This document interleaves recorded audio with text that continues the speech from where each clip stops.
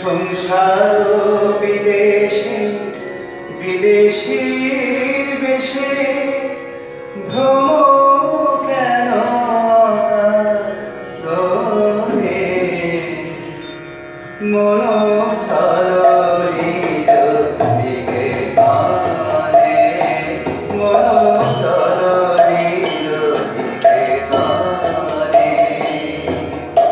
সংসার বিদেশে বিদেশী দেশে ভ্রম কেন কারণে মন চলরি দিকে কানে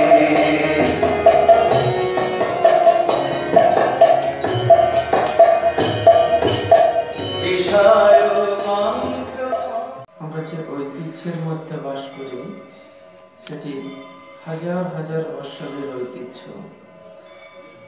যেমন গঙ্গা তার পাবনী শক্তি দিয়ে আমাদের এই ধরাধামকে পবিত্র করে, যেমন ভাবে সূর্য তার তাপ দিয়ে আমাদেরকে উজ্জীবিত করে, সেরকমও আমাদের এই ঐতিহ্য আমাদের প্রাণে শক্তি সঞ্চার করে, আমাদেরকে আধ্যাত্মিক পথে যেতে সাহায্য করে।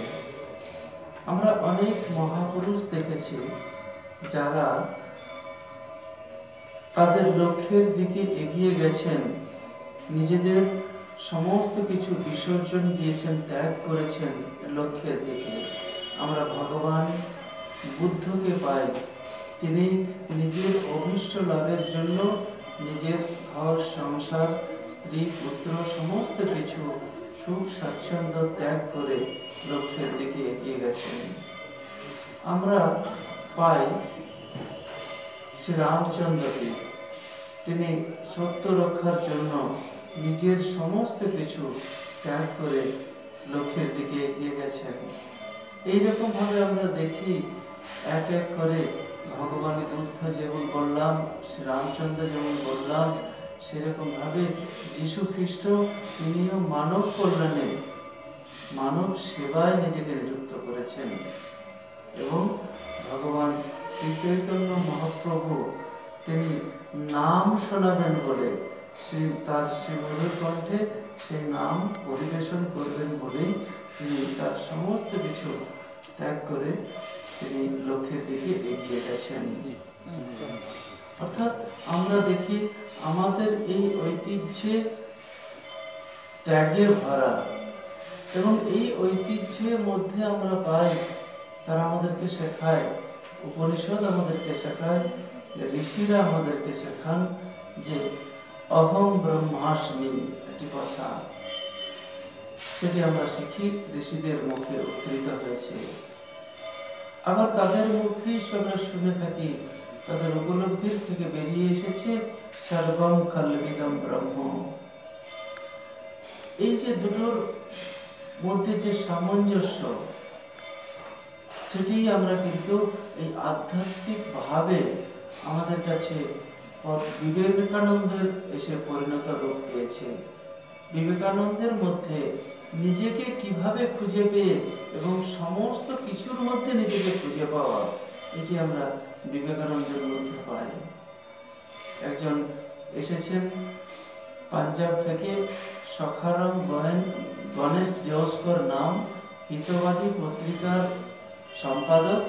তিনি এসেছেন আধ্যাত্মিক প্রসঙ্গ শুনবেন বলে, ধর্মের কথা শুনবেন বলে বিবেকানন্দের কাছে।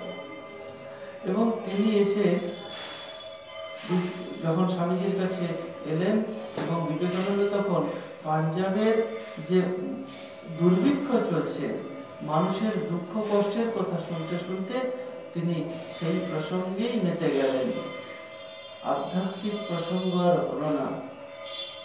তাই সখারাম গণেশ, তিনি তার সঙ্গে দুজন ছিলেন, তারা বলতে লাগলেন যে আমরা এলাম কোথায় ধর্মের কথা শুনবার জন্য, কি সব স্বামীজি কথা শোনালেন। স্বামীজি গর্জে উঠলেন। স্বামীজি বললেন যে এই পৃথিবীতে যতদিন পর্যন্ত এই জগতে একটা কুকুর পর্যন্ত অভুক্ত থাকবে, আমার ধর্ম হবে তাদেরকে খাওয়ানো আর কল্যাণ করা। তার যত্ন নেওয়া। এই মহান স্বামীজি, তাকে বোঝা সত্যি কঠিন। এবং তাকে বুঝতে গেলে তিনি নিজেই বলেছেন যে আরেকটা বিবেকানন্দ লাগে, আরেকটা বিবেকানন্দ লাগবে এই বিবেকানন্দকে বোঝার জন্য। আমরা যখনই বিবেকানন্দকে মাপতে যাব, তখন আমাদের বুদ্ধি, আমাদের চিন্তা এতদূর পৌঁছবে না। তাই বিবেকানন্দকে বুঝতে গেলে তারই সমকক্ষের একজন মানুষ দরকার। এই বিবেকানন্দ কেন তিনি এত গভীর? কারণ বিবেকানন্দের মধ্যে প্রতিভাসিত হয়েছেন, ফুটে উঠেছেন আমাদের আধ্যাত্মিক চেতনার রূপ, তার মধ্য দিয়ে প্রকাশিত হয়েছে। আমরা যেরকম যে বললাম অহম ব্রহ্মাস্মি, যে কথাটি বিবেকানন্দ তার জীবনে তিনি অনুভব করেছেন, তিনি সেই।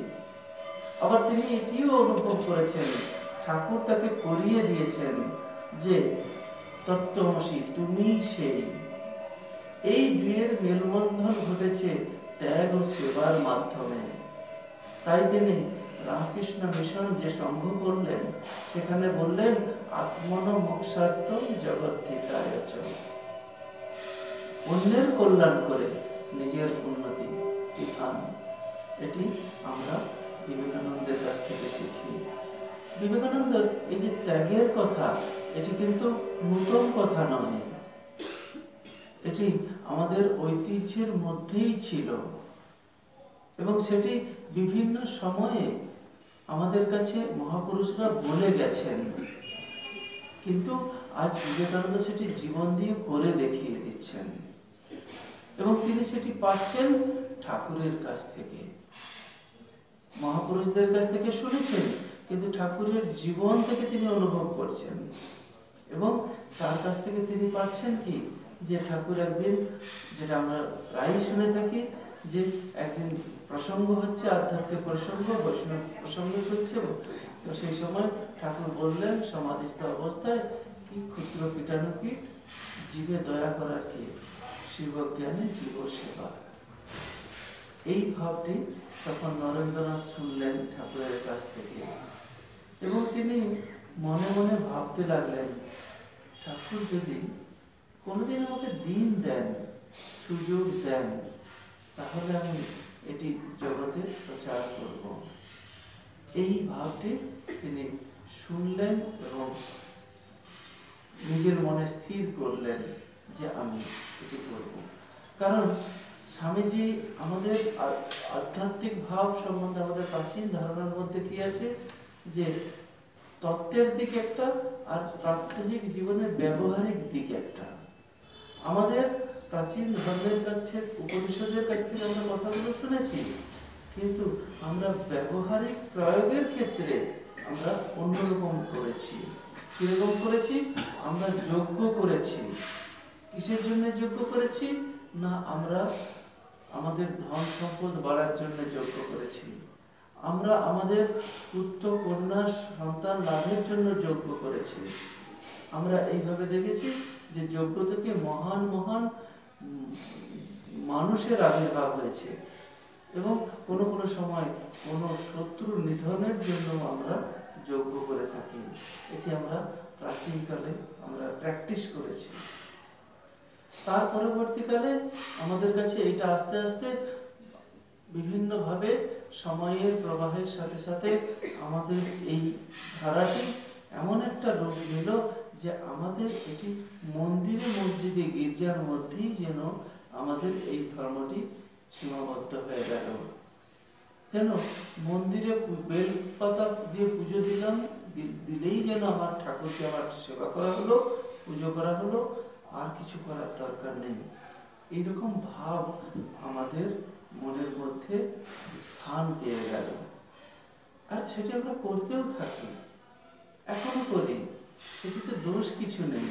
কিন্তু এর থেকেও যে উচ্চ অবস্থা আছে, সেই ভাবনাটা আমাদের মধ্যে জেগে উঠল না। এটা দরকার আছে। এর সঙ্গে সঙ্গে আরো উচ্চ ভাব দরকার আছে।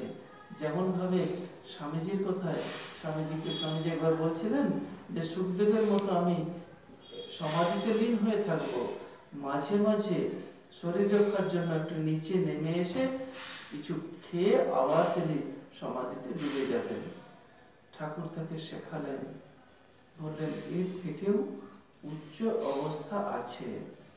সেই অবস্থাটা বিবেকানন্দ জানতেন না। তিনি যখন সন্ধান পেলেন তখন তিনি তাতে মজে গেলেন, তখন আর কিন্তু ফিরে তাকাননি। তো এই প্রত্যেকটি অবস্থারই একটি উচ্চ আরো ভালো অবস্থা থাকে। এই আমাদের এই পুজো আর্চা যেটি আমরা করে থাকি, যে তার জন্য যে উপাচার আমরা দিয়ে থাকি, সেই উপাচার দিয়ে আমরা দেবতার মন্দিরে পুজো করে থাকি। স্বামীজি আমাদেরকে শেখাচ্ছেন, ঠাকুর শেখাচ্ছেন শিব জ্ঞানে জীব সেবা। অর্থাৎ তুমি তাদেরকে শিব রূপে দেখো, তোমার সামনে সেই শিবের তুমি উপাসনা করো। এই উপাসনা করার জন্য যে পূজারি দরকার, কে সেই উপাসনা করবে?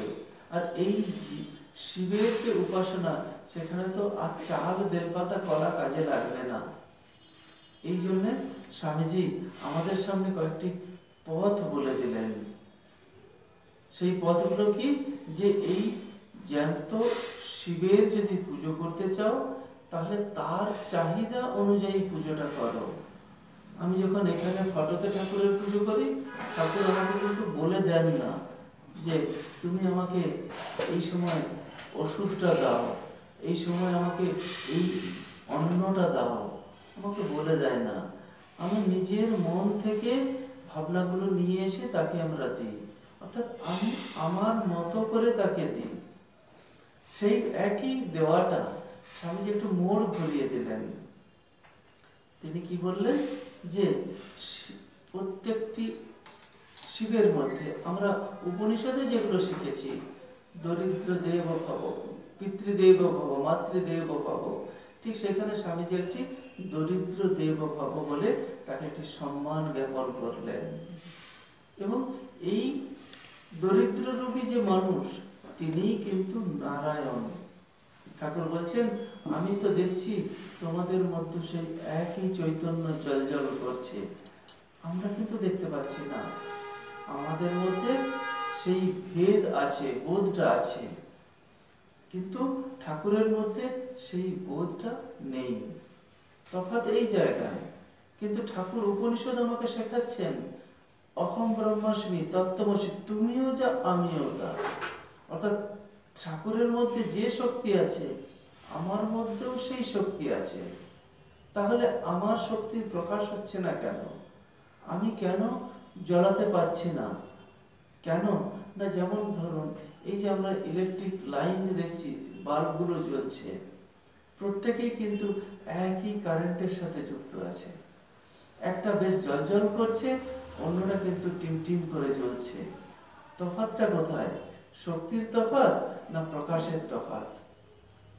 প্রকাশের তফাৎ হয়ে যাচ্ছে। শক্তি একই আছে, একই বিদ্যুৎ, কিন্তু একই কানেকশন লাগানো আছে। তাহলে প্রকাশের তফাৎ হচ্ছে। প্রকাশটা কে করছে? প্রত্যেকটা বাল্ব আলাদা আলাদা নিজের প্রকাশ শক্তি আছে। সেরকম আমার প্রকাশ শক্তিটি আলাদা, ঠাকুরের প্রকাশ শক্তি অনেক, স্বামীজির প্রকাশ শক্তি বিশাল। সেরকম আমি যখন আমার এই প্রকাশ শক্তিকে বাড়াবো, তখন আমি কিন্তু আমার মধ্যে এটা জ্বালাতে পারবো। তাই তিনি বলছেন পদ্ধতিটা কি? এই প্রকাশ শক্তিকে বাড়ানোর পদ্ধতিটা কি? না, তুমি তোমার সামনে যে মানুষগুলোকে দেখছো, সেই মানুষগুলোকে মানুষ ভেবো না। তুমি ভাবো তারা নারায়ণ, তারা শিব, এবং সেই বোধটা রেখে তাদের তুমি সেবা করো, পুজো করো। এখন এই নারায়ণ, এই দরিদ্র মানুষ, এই শিব, তারা তো আর ফুল বেলপাতা দিলে হবে না। সেখানে তিনি বলছেন যে ওখানে তুমি তার প্রয়োজনীয় জিনিসগুলো দাও। তিনি যদি মূর্খ হয়, তাকে শিক্ষা দাও। তিনি যদি অভুক্ত হন, তাকে অন্ন দাও।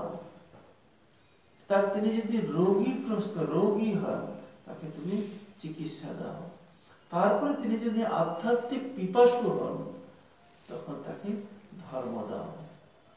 তো এইরকম ভাবে তিনি ভাগ করে দিয়েছেন। তাহলে এখানে আমার সামনে যে দেবতা যিনি মন্দিরে ছিলেন, তিনি স্বামীজির ভাষায় ঠাকুরের নির্দেশে যে সমস্ত জীবের মধ্যে তিনি বিরাজ করছেন। এমনকি শুধু তাই নয়, স্বামীজি বলে নয়, ঠাকুর নয়, মা পর্যন্ত বলেছেন ওই বিড়ালটার মধ্যেও আমি আছি, ওকে তুমি মেরো না। অর্থাৎ মা সেই সারদা, সেই যাকে ঠাকুর জগৎ জননী রূপে পুজো করছেন, আদ্যাশক্তি মহামায়া রূপে পুজো করছেন, যিনি আমাদের অতি কাছের সারদামণি সারু, সেই তিনি কিন্তু ওর মধ্যে বিরাজ করছেন। তাহলে এক অর্থে মাও যেন আমাদেরকে সার্টিফিকেট দিয়ে দিচ্ছেন, দেখো আমি এদের মধ্যেও আছি। তাহলে এই দেবতাদের পুজোর জন্য যে পূজারীকে, আমি পূজারী, আমি তো পুজো করছি, তাহলে আমার কোয়ালিটি কি হবে?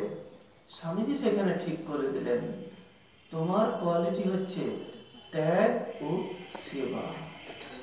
এটা তোমার কোয়ালিটি। আমি কি ত্যাগ করব না, আমি একই উপাচার নিয়ে মন্দিরে যখন পুজো করতাম, আমার বাড়িঘর ভালো করে দাও, আমার রোগটা ভালো করে দাও, আমার সবার ইয়ে করে দাও, এইগুলো আমরা বলতে থাকছিলাম। এখন স্বামীজি বলছেন তুমি ত্যাগী হও। কি ত্যাগ করব না, তোমার চেয়েও না, তোমার বলে রেখো না, তুমি অন্যের জন্য ভাবো, তুমি অন্যের জন্য প্রার্থনা করো, তাদের কল্যাণের জন্য ভাবো, তাদের কি করে মঙ্গল হবে। তাহলে কি হচ্ছে, আমি কিন্তু আমাকে ত্যাগ করছি। অর্থাৎ আমি ক্ষুদ্র আমিকে বৃহৎ আমির সাথে মিশিয়ে দিচ্ছি।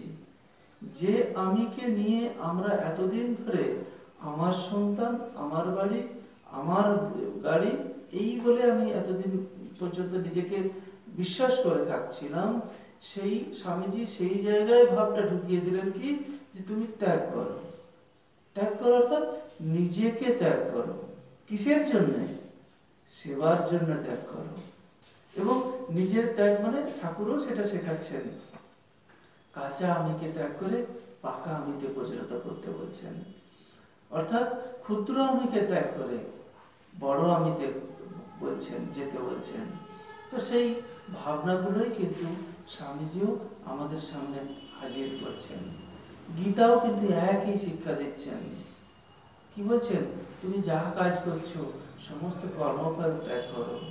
আর সেই একই কথাটি ঠাকুর দুটো শব্দতে বলে দিলেন, খালি একটু মোড় ঘুরিয়ে দিলেন। ঠাকুর উল্টো দিকে ঘুরিয়ে দিলেন। কি বললেন?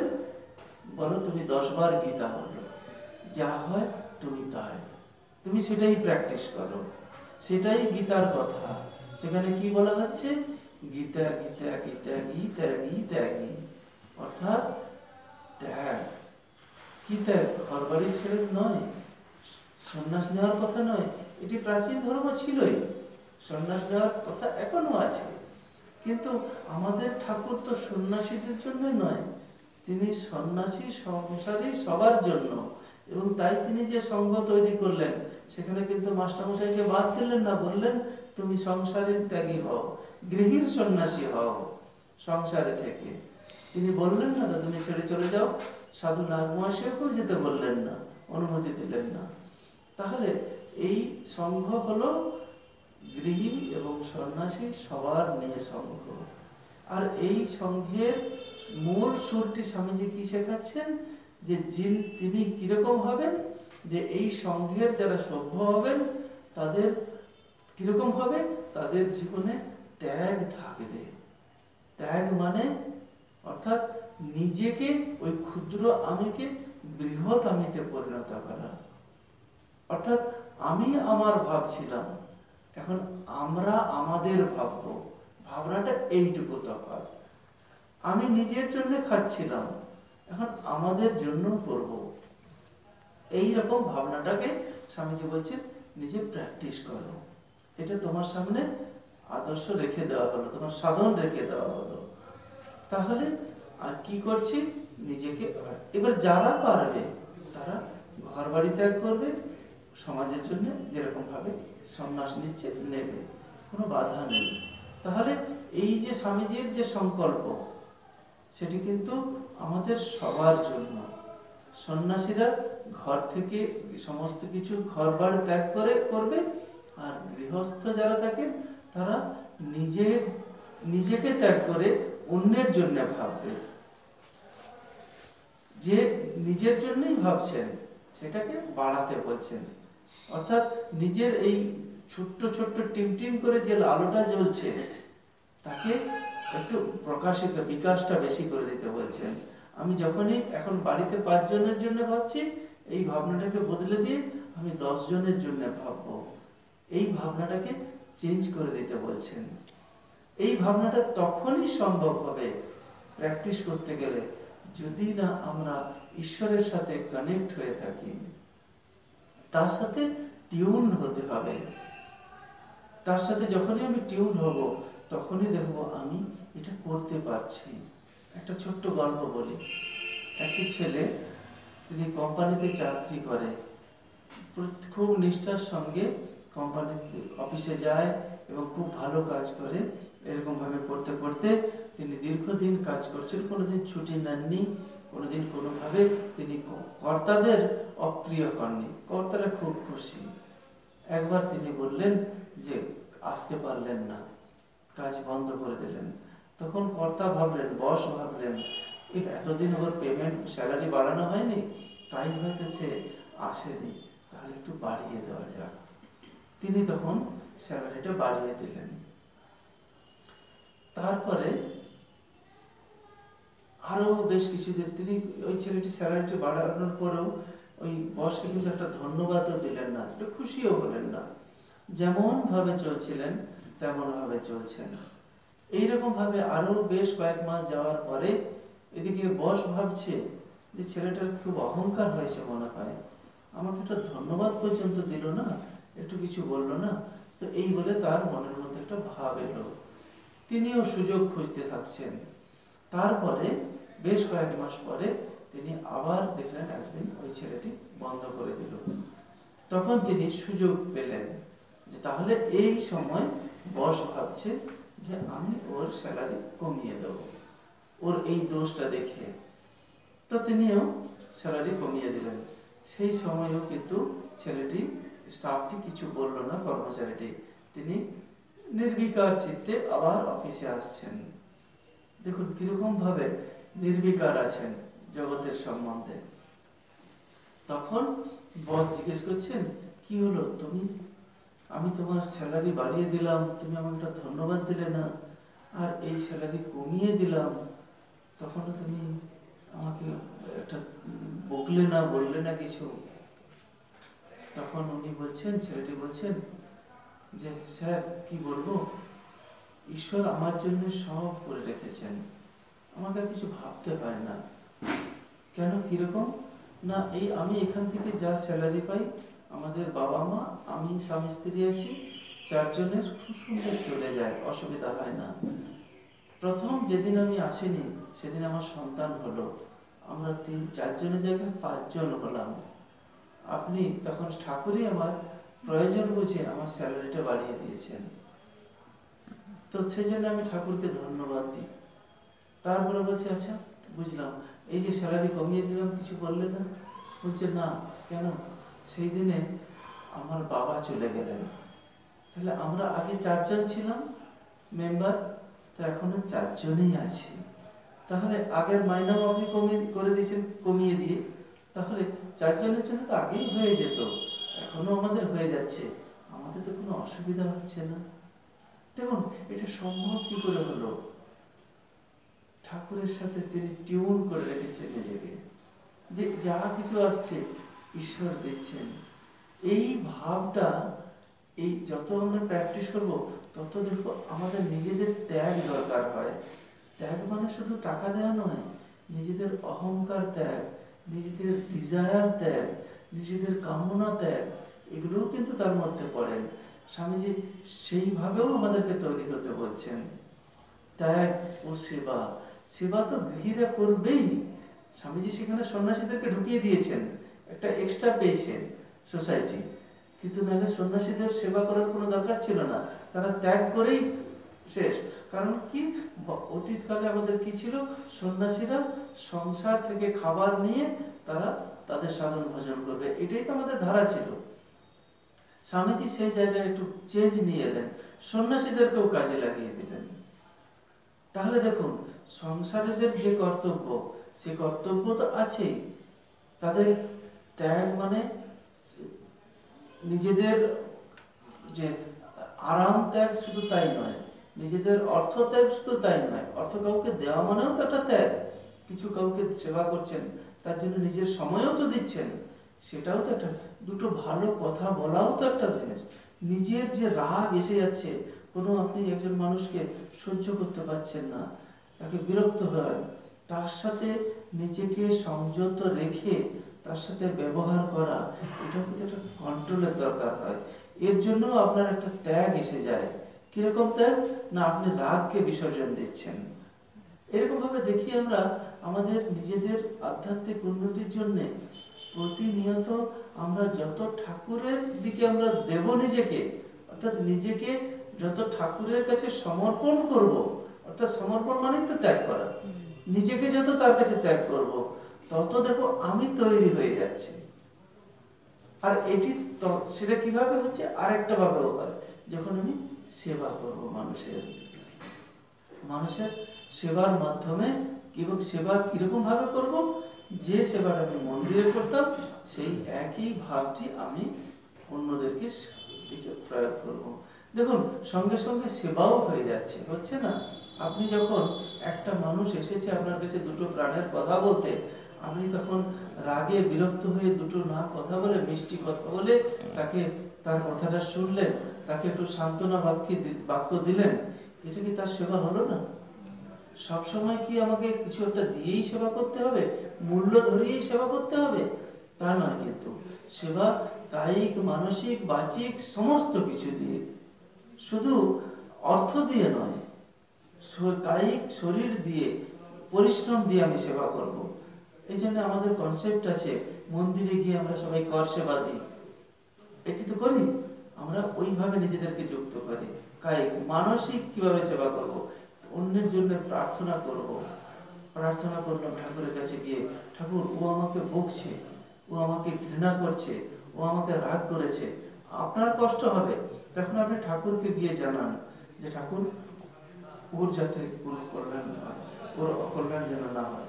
এই প্রার্থনাটা করলে কি হয়, আপনার হৃদয়টা বড় হয়ে যাচ্ছে। আপনি কিন্তু আপনার অভাব হচ্ছে না, আপনার হয়তো একটু কষ্ট হয়েছে সেটা তাকে সহ্য করতে, কিন্তু উল্টো দিকে ঠাকুরের কাছে বড় হয়ে যাচ্ছে হৃদয়টা। ঠাকুর কি বলছেন, যে মনটা আমাদের ছোট্ট ডোবার মতো, সেখানে একটা হাতি নামলেই জল বাইরে চলে যায়। তাহলে কি করতে বলছেন, সায়রের মতো আমাদেরকে মনটা বলছেন বড় করতে বলছেন, যেখানে সমস্ত কিছু আসবে কিন্তু বেলা ভাঙবে না, উপচে পড়বে না। তাহলে তফাৎটা কি হলো, আধারটা বেড়ে গেল। আমার মন সেরকম আধার, বড় আধার, তাকে এখন ছোট্ট করে রেখেছি, আমি আমার করে ছোট্ট রেখেছি তাকে। যখনই আমরা তুমি তোমারে নিয়ে যাব, তখন সেটা বড় হবে। আপূর্যমানম অচলম প্রতিষ্ঠাম, গীতাতে বলছেন, সমুদ্রে যেরকম ভাবে সমস্ত কিছু আসে, সমুদ্র কি করেন, নির্বিকারে সেগুলো সহ্য করেন সমুদ্র। তারপরে তিনি কিন্তু বেলাভূমি ভেঙে যায় না। সেরকম আমাদের মনের মধ্যেও মানুষে অনেকে কটু কথা বলবে, অনেকে ভালো কথা বলবে, অনেকে রাগ করবে, অনেকে ঘৃণা করবে, কাউকে না, সবসময় ঠাকুরের সাথে টিউন হয়ে থাকা। এটি যদি শান্তি মাপনতি নকামকামি বলছেন, তিনি শান্তি পাবেন যার এরকম স্থির থাকেন। তো সেই সুরটা আমাদের পাই, মায়ের জীবন থেকে আমরা বেশি করে পাই। মা দেখো না, সেই সবাইকে নিয়ে আছেন, ভাইয়েরা এরকম করছেন, আমজাদ আসছে, রাখাল মহারাজ সন্ন্যাসীরা আসছে তাদের সমস্যা নিয়ে, গৃহভক্তরা আসছে, মা সবার জন্য করছেন। কেউ নোংরা করে দিয়ে চলে যাচ্ছে বিছানাপত্র, মা তাকে লুকিয়ে লুকিয়ে পরিষ্কার করছেন। কোথায় কে গিরিশ ঘোষ আসছে, তার জন্য তার ইচ্ছা মতো তার সেবা করবেন বলে সে একটু চা খাবেন, দুধ ভিক্ষা করে বেড়াচ্ছেন গ্রামের মানুষ। দেখুন, প্রত্যেকের মতো হয়ে নিজেকে তৈরি করছেন, উনার মতো কাউকে করতে বলছেন না। কিন্তু এইটাই তফাৎ। এর দুটো সিক্রেট হলো, এর জন্য ত্যাগ ও সেবা। মায়ের ত্যাগ ও সেবা দুটোই প্র্যাকটিস করছেন। তো নিজের ইচ্ছাটাকে ত্যাগ করছেন, ওর ইচ্ছার সাথে নিজেকে যুক্ত করছেন, ভক্তের ইচ্ছার সাথে। সেইভাবে আমরা এই স্বামীজির এই কথাগুলো আমরা আমাদের জীবনে কাজে লাগাতে পারি। এইভাবে আমরা লাগাতে দেখবো, তাহলেই স্বামীজি কিন্তু এই স্বামীজির এই ভাবটা যখন স্বামীজি বলেছেন, তখন তিনি দেশের মানুষকে শুনিয়েছেন, তখন পরাধীন ভারতবাসীকে শুনিয়েছিলেন। আর পরাধীন ভারতবাসী স্বামীজির এই কথাগুলো শুনে উদ্বুদ্ধ হয়ে গেছিলেন। এবং তাই আমরা দেখি তো যে ব্রিটিশের বন্দুকের সামনে নিজেদের খালি বুকটা পেতে দিচ্ছেন, ভয় পাচ্ছেন না। স্বামীজির আদর্শে উদ্বুদ্ধ হয়ে গেছেন, তাদের বুকটা ভরে গেছে স্বামীজির ভাবনায়। তাদের নিজেদের স্বার্থ বুদ্ধি কাজ করছে না, তারা এখন তত্ত্বমসিতে চলে গেছেন। তার মধ্যেই তুমি সেই, সমস্ত কিছুর মধ্যে তুমি আছো, আমি তো সেই, আবার তুমিও সেই, তাহলে আমরা তো সবাই এক, কোথায় আলাদা, সেই ভাবে চলে গেছেন। সেই জন্য স্বামীজির এই ত্যাগ ও সেবা তিনি আমাদের সামনে আদর্শ করে রেখে গেলেন। আর এটি তিনি করে রেখে গেলেন যে পরবর্তী যুগ অর্থাৎ সূর্য আসছে, এটাই তাদের উপাসনার পদ্ধতি হবে। তারা এখন আর যজ্ঞ করবে না, তারা এখন আর সন্ন্যাস নিয়ে পাহাড়ে গিয়ে চর্চা করবেন না, তপস্যা গিরি গুহার মধ্যে বসে যাবেন না, তারা কিন্তু সমাজের মধ্যে থাকবেন। সন্ন্যাসী সম্প্রদায়কে স্বামীজি যুক্ত করলেন। স্বামীজি আমেরিকা যাওয়ার আগে তিনি কন্যাকুমারিকাতে আছেন, সেখানে ধ্যান করছেন। তিনি কার ধ্যান করছেন? ভারতের ধ্যান করছেন। যে শ্রীরামকৃষ্ণকে বুকে বহন করে নিয়ে ঘুরে বেড়াচ্ছেন, সেই শ্রীরামকৃষ্ণের জায়গায় তিনি ভারত মাতাকে বসাচ্ছেন, বসিয়ে তিনি তার ধ্যান করছেন। আর তিনি কি উত্তর পাচ্ছেন ধ্যান করে? তিনি কি সমাধান করছেন? যে ভারত পরাধীন ভারতবাসী, লক্ষ লক্ষ কোটি কোটি দরিদ্র ভারতবাসী ক্ষুধাতে অশিক্ষাতে সব দিন কাটাচ্ছে, এদের কল্যাণ করতে হবে। পথ খুঁজে পাচ্ছেন না। স্বামীজি পথ খুঁজে পাওয়ার জন্য তিনি বলছেন যে সোসাইটি থেকে যে হাজার হাজার সন্ন্যাসী তারা খাবার নিচ্ছে, সন্ন্যাসীরা তারা সোসাইটিকে কি দিচ্ছে? কিছু তো দিচ্ছে না। তাহলে আমি তাদেরকে কাজে লাগাবো, তাদেরকে আমি সেবার মধ্যে লাগাবো। এবং তাই আমরা আপনাদের কাছে আছি, না হলে হয়তো কোথায় থাকতাম ভগবান জানে। সেই জন্য এটি হচ্ছে স্বামীজির অবদান সোসাইটির কাছে। তিনি কত ভাবছেন দেখুন মানুষের জন্য। তিনি নিজের জন্য আর ভাবছেন না। একদিকে স্বামীজির নিজের মা ভাই বোন আছে, বাবা চলে গেছেন, সেখানে ঘরের অবস্থা খুব খারাপ, মামলা চলছে, এইরকম ভাবে দিন কাটছে। অন্যদিকে ঠাকুরের মহান আদর্শ, যেটা তিনি শুনেছেন ঠাকুরের কাছ থেকে, ঠাকুর তাকে দায়িত্ব দিয়েছেন, তুই এদের সবাইকে নিয়ে থাকবি এবং তুই এদের সেবা করবি। ঠাকুর স্বামীজি সেটা দায়িত্ব নিয়েছেন। স্বামীজির সামনে দুটো আদর্শ। সন্ন্যাস নেওয়ার আগের কথা বলছি, তিনি প্রমোদ দাস মিত্রকে লিখছেন চিঠিতে, আপনারা নিশ্চয়ই দেখেছেন। সেখানে লিখছেন যে আমার সামনে এই দুটো আদর্শ, দুটো ভাবনা, আমি কোনটা নেব? আমাদের সামনেও দুটো ভাবনা, আমি করে কি সংসারে কাটাবো, না তুহু তুহু করবো ঠাকুরের কথায়। ঠিক স্বামীজির কাছে যে এক নিজের পরিবারকে নিয়ে কাটাবো, কি ঠাকুরের এই মহান আদর্শটাকে জগতের সামনে প্রচার করে লক্ষ লক্ষ কোটি কোটি সংসারে তাদের শান্তি দেব, শান্তির বাণী নিয়ে যাব, কোনটা করব? স্বামীজির সামনে দুটো দিক খুলে গেছিল। তখন তিনি বললেন, আমি একটা সংসারকে ভাসিয়েছি, কাঁদিয়েছি, কিন্তু কোটি কোটি সংসার আনন্দ করবে, তাদেরকে আমি শান্তির পথ দেখিয়েছি। এই যে ভাবনাগুলো, সেগুলো স্বামীজি নিজের জীবন দিয়ে প্র্যাকটিস করেছেন। তিনি নিজেও ত্যাগ করেছেন, মা কেঁদেছেন, সংসারের কষ্ট হয়েছে, স্বামীজি তার জন্য কাঁদেননি তা নয়, তিনিও কেঁদেছেন, কিন্তু কাঁদতে কাঁদতেও কি হবে, অন্যদের মুখে তো হাসি ফোটাতে হয়েছে, ফোটানোর জন্য তিনি নিজেকে ত্যাগ করেছেন। এই যে নিজেকে আত্মবিসর্জন, নিজেকে অন্যের জন্য নিবেদন করা, এটি কিন্তু জীবন দিয়ে করেছেন। এটা কথার কথা নয়, স্বামীজির তার জীবন থেকে ফুটে উঠেছে, ঠাকুরের শিক্ষায় ফুটে উঠেছে। তিনি এইরকম ভাবে একজন শিক্ষকের কাছে ছিলেন বলেই, আচার্যের কাছে ছিলেন, তার কাছ থেকে তিনি শিখেছেন। দরকার হয় প্র্যাকটিস, স্বামীজি করে দেখেছেন। তারপরে দেখুন, সারা ভারতবর্ষ ঘুরে দেখলেন মানুষের দুঃখ কষ্ট, তারপরে তিনি আমেরিকা যাওয়ার কথা ভাবলেন। আমেরিকাতে যাওয়ার পরেও আমরা যদি ওই জায়গাটাতে দেখি যে স্বামীজির কিরকম বাধা, কিরকম কষ্ট, যেটা আমরা আমাদের সাথে রিলেট করতে পারি। আমাদের যখন কেউ কোনো কথা বলে, ও একটু কিছু বলে দিল, আমরা তখন সেই জায়গাতে আমাদের মন শরীর সেই জায়গায় চলে যায়, তাই না কি? চিন্তা ভাবনা সমস্ত কিছু তার উপরে চলে যায়।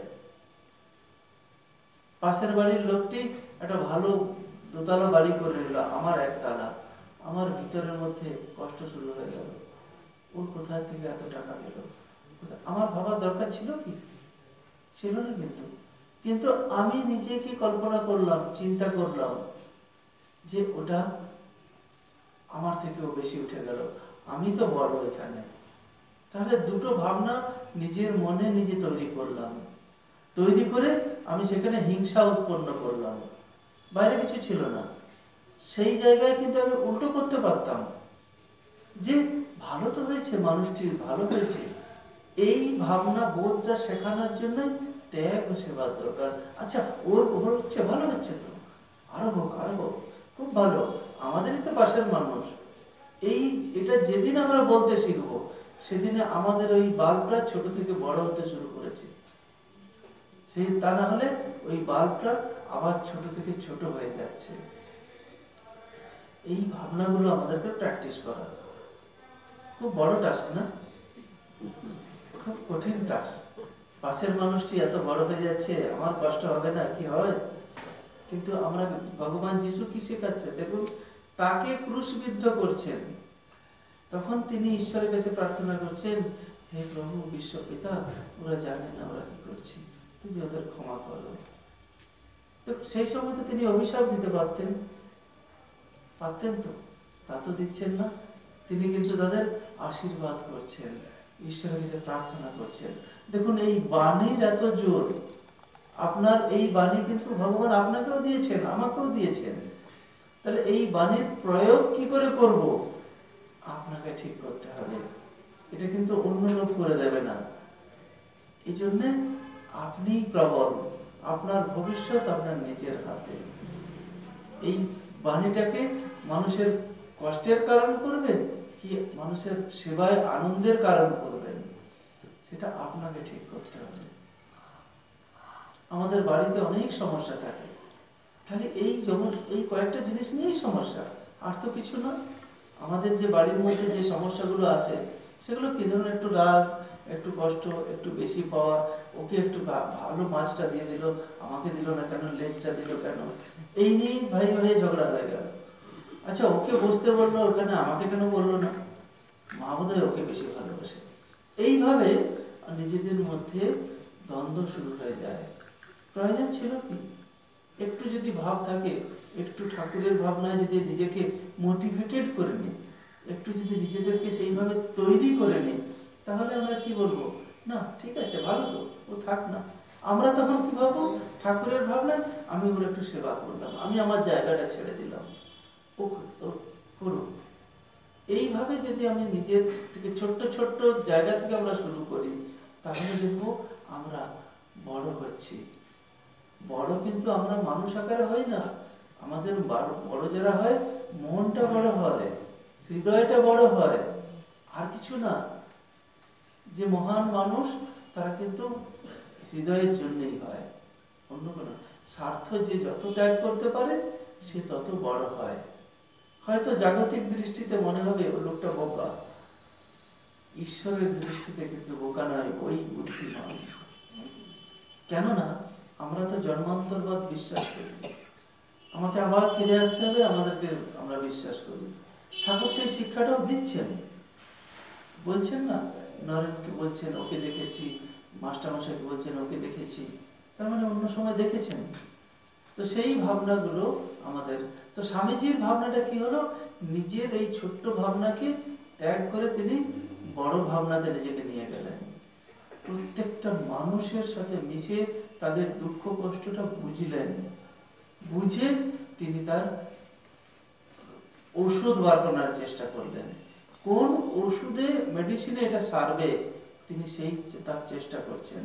তিনি ভারতের বড় লোকেদের কাছে ঘুরেছেন, দেখছেন না এদের এখানে কিছু আশা নেই, বড়রা দেবে না কিছু।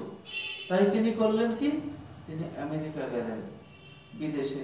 বিদেশে যাওয়ার পরে তিনি শিকাগো জয়ের পরে সেখানেও দেখুন কিরকম ভাব বলছেন, sisters and brothers of America, অর্থাৎ তিনি সেখানেও তিনি আমার আপনজন, বসুধৈব কুটুম্বকম, যে ভাবটা আমাদের উপনিষদ শিখিয়েছে তিনি সেই ভাবটা প্রথমেই তাদেরকে শুনিয়ে দিলেন, যে দেখো আমি কিন্তু তোমাদের কাছে অজানা অচেনা নই। আমাদের শাস্ত্র বলে না তুমি পাপী, আমার শাস্ত্র বলে না তুমি তাপী পাপী ঘৃণ্য, বলে না। আমার শাস্ত্র বলে তুমি আমার কুটুম্ব, তুমি আমার ভাই, তুমি আমার বোন। আমাদের শাস্ত্র এইভাবে আমাকে শিখিয়েছেন। দেখুন এই বিশাল মন স্বামীজির ছিল বলেই তিনি ওই কথা বলতে পেরেছেন। এটা তো স্বামীজির মুখস্থ করা বিদ্যা নয়, স্বামীজির অন্তর থেকে উঠে এসেছে। এই অন্তর থেকে এসেছে বলেই তাকে যখন বিশাল এক ভালো রাস্তায় থাকতে দেওয়া হয়েছে, বিশাল এক শয্যায় থাকতে দেওয়া হয়েছে, সেখানে কিন্তু বিলাসবহুল জায়গায় থাকতে দেওয়া হয়েছে, তিনি কিন্তু কষ্ট পাচ্ছেন। কেন বলুন তো? আমরা কি পাই? আমরা তো চেষ্টা করি 5 স্টারে থাকবো, 1 স্টারের দাম দেব, এই চেষ্টাই তো করি, তাই না? আমরা, কারণ আমরা নিজেরাও দেখি, আমাদেরও আশ্রম মায়াবতীতে অনেকে যায়, গিয়ে এমন এমন ঘটনা ভক্তদের কাছ থেকেও পেয়েছি, সত্যি খারাপ লাগে যে ঠাকুরের নাম নিয়ে এরকম। তারা কয়েকজন 13 জনের জন্য যাচ্ছেন, বললো যে আমরা 13 জন যাচ্ছি, দিয়ে 17 জনকে নিয়ে গেছে। আমাদের আশ্রমে ওখানে থাকা খাওয়া আশ্রমে, বাইরে কোনো সিস্টেম নেই, ওখানেই থেকেছেন। খাইয়ে দিয়েছে যে ঠিক আছে, খেয়ে কোথায় শুবেন না, আমরা লোহাঘাটে চলে যাবো, ওই হোটেলে গিয়ে থাকবে, এখানে খেয়ে যাও, ঠিক আছে খেয়ে যাও। তারপরে আমরা তো প্রত্যেক বিছানাতে গিয়ে সার্চ করি না। তারপরে পরের দিনে আবার দেখছে সেই মানুষগুলো এসেছে, কি করে এলো না, সকালে চলে এসছে। সকালে চলে এসছে, কি করে এলো না, এই আমাদের এই গাড়ি আছে, ওই গাড়ি গেছিল চলে এসছে। তখন মনে সন্দেহ হয়েছে, বলছে গাড়িওয়ালাকে ডাকা হলো, গাড়িওয়ালা তো আমাদেরই ওখানকার মানুষ, এই কি হলো, ওকে তুমি কখন নিয়ে এলে? যে নেই তো, আমি তো জ্ঞান নেই কবি, তো এই পারে বলছে আমি তো এখানেই আছি, আমি তো কোথাও যাইনি। তাহলে দেখুন ওকে রাখার জন্যে, হোটেলে রাখার জন্যে, ওখানে আমাদের আশ্রমে গেস্ট হাউসে রাখার জন্যে তারা এইভাবে বাকি 4 জনকে ঠেলে ঠেলে ঢুকিয়েছে। এবং বাকি গ্রুপে গেছে তো সবাই তো আর জানে না, তারা সেই জায়গাতে ওদের কষ্ট হয়েছে, অন্যদেরও। তো তারা কি করছে, আলটিমেটলি কি ভাবছে, মিশন এই ব্যবস্থা করেছে, আশ্রম এইভাবে থাকতে দেয়। তাহলে কি হলো, আমাদের সেবা করতে গিয়ে এই অবস্থা হলো। হ্যাঁ, তো এইরকমও আমাদেরকে ভোগ করে, কারণ আমাদের প্রবৃত্তি এরকম। তার মানে আমরা এই সেবা থেকে বিরত নই, কিন্তু এরকম ঘটনা একটা দুটো ঘটে গেছে, কিন্তু ভালো ঘটনাও তো আছে। তো সেই জন্য এরকম আসবে। স্বামীজির জীবনেও অনেক বাধা এসেছে, কিন্তু তিনি আদর্শ থেকে সরে যাননি। তাই তিনি ওই বিদেশ থেকে আমাদেরকে শোনাচ্ছেন, তার প্রাণ কেঁদেছে ভারতের মানুষের জন্য। তিনি তাদেরকে শোনাচ্ছেন, ত্যাগ ও সেবাই হলো তোমার আদর্শ, তুমি আর কিছু অন্য আমাদের আদর্শ নয়। তোমরা অন্যান্য দেবতা ভুলে যাও, 50 বছর ভারত মাতাই তোমাদের আরাধ্য দেবতা হোক। কত বলিষ্ঠ কথা বলুন তো প্রভু, বিশ্বাস করতে পারবেন?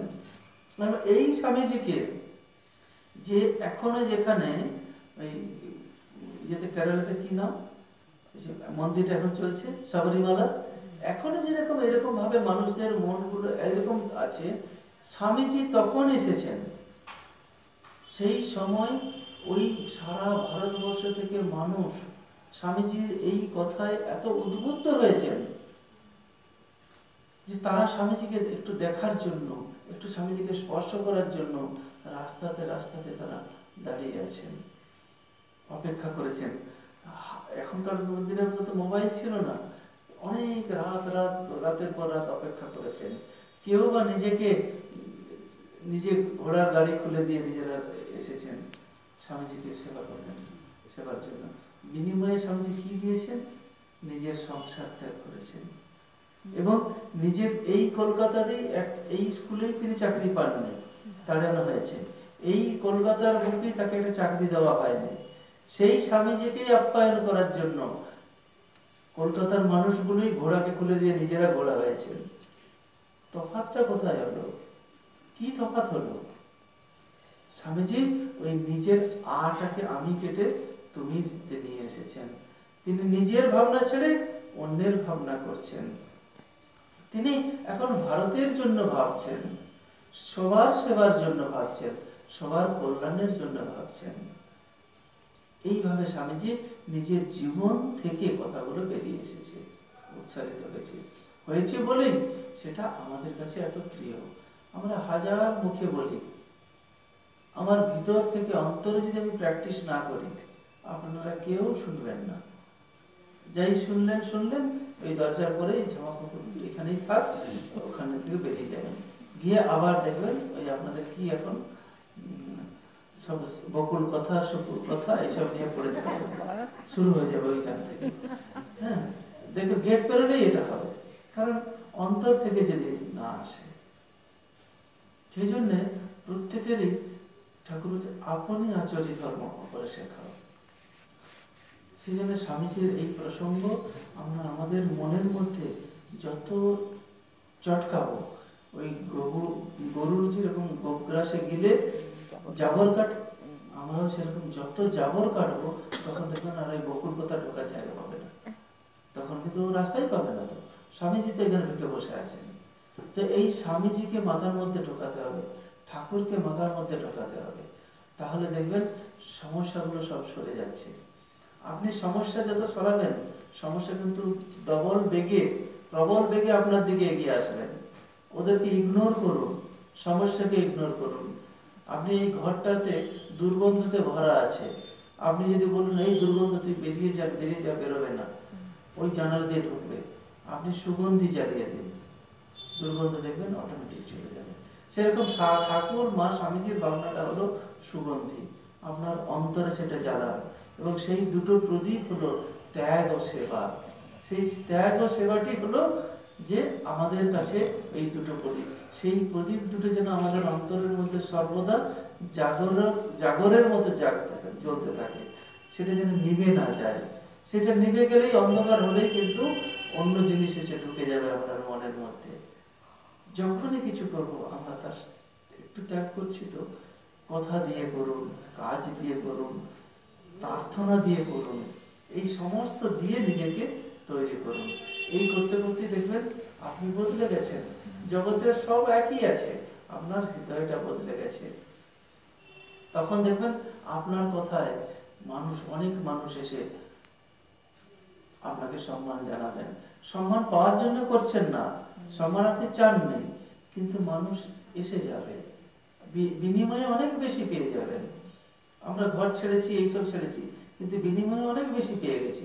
একটা ভালো ফোন আমাকে কিনতে হয়নি, কেউ না কেউ দিয়ে দিয়েছে। কে দিয়েছে? আমি তো চাইনি তার কাছে, দিয়েছে মানুষ, খুশি হয়ে দিচ্ছেন।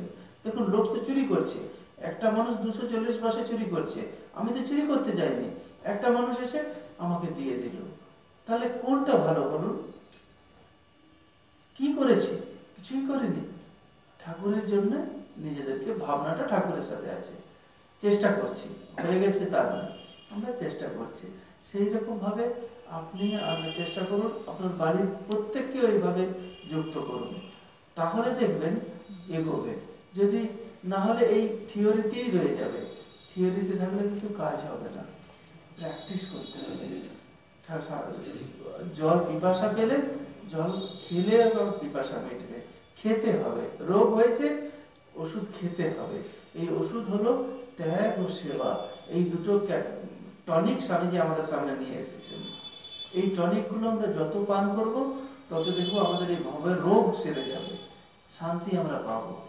আর না হলে যত ভাববো অন্য শান্তি কোথায়, শান্তি কোথায়, ও শান্তি আসবে না। এই জন্য স্বামীজির শেষ দিন পর্যন্ত তিনি কিন্তু এটাই করেছেন। এবং স্বামীজির ভাবে উদ্বুদ্ধ হয়ে কথা শুনে দেখুন কত মানুষ এগিয়ে এসেছেন। তার উদ্দেশ্য মিশনকে কাজে লাগিয়ে দিলেন স্বামীজি। অন্যের কাজ করো, জগৎ হিতায় আছো, জগতের সেবা করো, জগতের কল্যাণ করো, তাই তো? এটাই তো। নিজের আত্মমুক্তি চাও, ঠিক আছে, মোক্ষ তুমি পাবে, জগতের কল্যাণের মাধ্যমে করো, তাহলে সেখানে ত্যাগ ও সেবা হয়ে যাচ্ছে। সেটাই দুটো দিক, পাখির দুটো ডানার মতো ত্যাগ ও সেবা যেন দুটো ডানা। এইভাবেই আমরা লক্ষ্যের দিকে পৌঁছে যাব। স্বামীজির এই কথা শুনে যেমন ভাবে ইয়াং বেঙ্গল প্রত্যেকটা ভারতবাসী উদ্বুদ্ধ হয়েছেন। আজ পর্যন্ত পৃথিবীর ইতিহাসে এইরকম আইকন আছে যে যুবকদের সমাজের এইরকম মানে এক চরিত্রবান মানুষ, যে স্বামীজিকে যারা আদর্শ করে জীবন কাটাতে পারে। দ্বিতীয় কোনো আদর্শ নেই স্বামীজি ছাড়া। সেই জন্য এত মহান আদর্শ আমাদের সামনে আছে, সেই স্বামীজিকে সামনে রাখা। সে তাকে যদি না রাখি, তাহলে আপনি যতই ছেলেদের আমরা বুদ্ধিমত্তা বাড়াই, সঙ্গে সঙ্গে হৃদয়টাও বাড়াতে হবে। সেটাই তাই দেখছি স্বামীজি কথা শুনে অনেক মানুষ উদ্বুদ্ধ হচ্ছেন। নেতাজি থেকে শুরু করে মহাত্মা গান্ধী আমরা সবাই জানি, এমনকি কানাইলাল, তাকে ফাঁসি দেওয়া হবে, তার ওজন বেড়ে যাচ্ছে। তো তার সিক্রেটটা কি ভাবুন তো? আমাদের তো একটা কেউ পাওনাদার টাকা পেলে আমাদের টেনশনে সুগার এসে যায়। কানাইলাল, তার ফাঁসি হবে, ব্রিটিশ গভর্নমেন্ট তাকে ফাঁসি দেবে, তখন তার ওজন বেড়ে যাচ্ছে। কি করে, কোথায় সে শক্তি পেল? বিবেকানন্দ তাকে শক্ত করে দিয়েছেন, এই গীতা তাকে শক্ত করে দিয়েছেন। গীতা তাকে শিখিয়েছে ত্যাগ ত্যাগ ত্যাগ করো, নিজেকে পর্যন্ত ত্যাগ করো।